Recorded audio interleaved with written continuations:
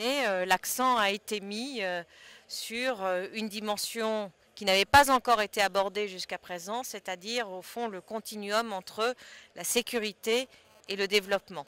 Je voudrais d'abord remercier toutes celles et tous ceux qui contribuent à ce forum et qui viennent de tous les horizons, qu'il s'agisse des officiels, mais bien entendu aussi des ONG, des associations, des experts, des organisations internationales qui étaient très largement représentées.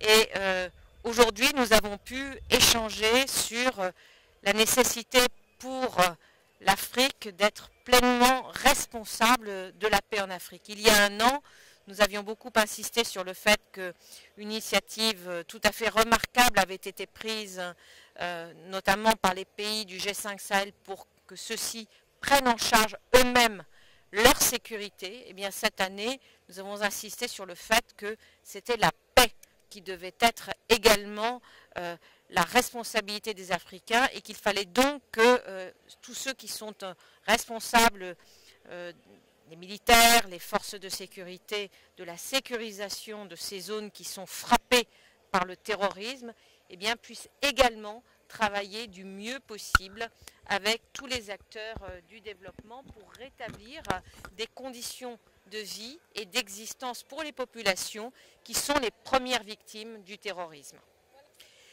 L'appui de la France est multiple.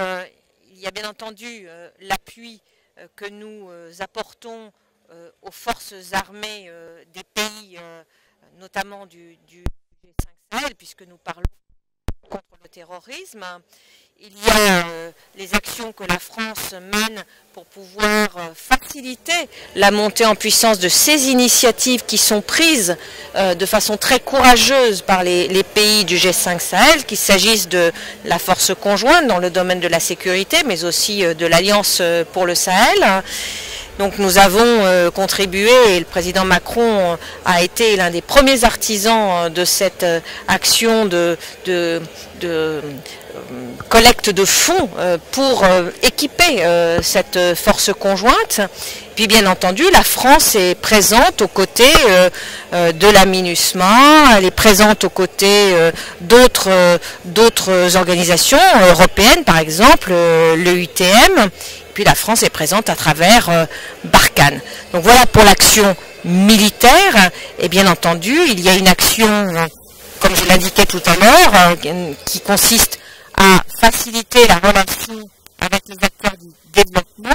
Il s'agit de l'Agence française du développement, mais de tous les autres opérateurs du développement qui doivent pouvoir profiter du travail qui est réalisé par les forces de sécurité pour permettre le retour à des conditions de vie normales. Vous savez que les militaires agissent pour les populations, administrent un certain nombre de soins, de santé, rétablissent dans certains cas l'eau, l'électricité, mais il faut pouvoir aller au-delà, franchir une étape supplémentaire, qui est véritablement de faciliter l'émergence des projets de développement.